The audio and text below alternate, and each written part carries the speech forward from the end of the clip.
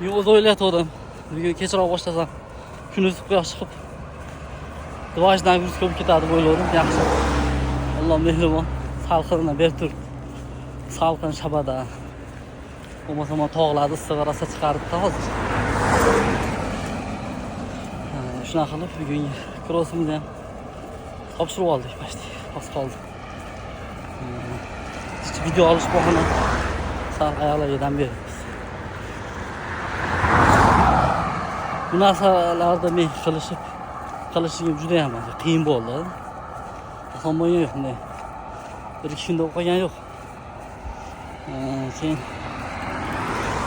hali odamlarni uyatish degan narsalar bor. Menda juda ham kuchli edi. Bu narsani hamma bilan. Oriyat kuchli edi, odamlarning uyati kuchli edi rosa.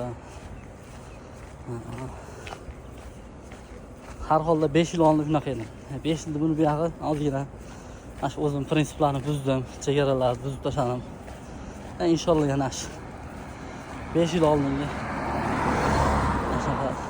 aytganini qiladigan hozirda yana shakllantiramiz va undan ham yaxshiroq kuchliroq shakllantiramiz. Aytganim bunaqa yurishlar, hammani ommani oldida yurish, bunaqa narsalar menga uyatadi rosa. Uyatardim. Bir paytlar qilib ko'rganman-da, hamma kech paytda qorong'ida qilganman. Ana shunda ham o'zini birov ko'rib olmayapti endi.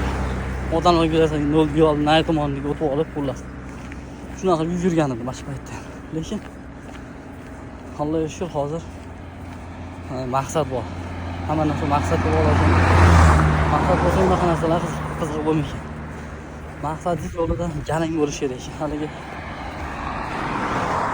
mana shu qistani men ko'p eshitaman. Misol qurbaqalar to'yga chiqishdi. Jarishadimi bu sekin qirsa. Qurbaqalar, shu baqalar to'yga chiqib jarishadi. O'shanda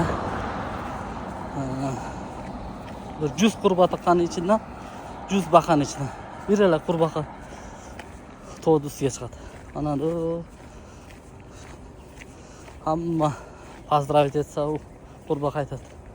Nima bo'ldi? Qolganlar qani deydi.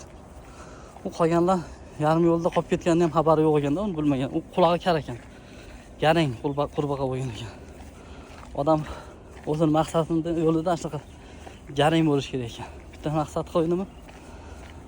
Shu maqsadni yo'lida odamlarning riyosiga, odamlarning ko'z qarashiga negativ, pozitiv, negativ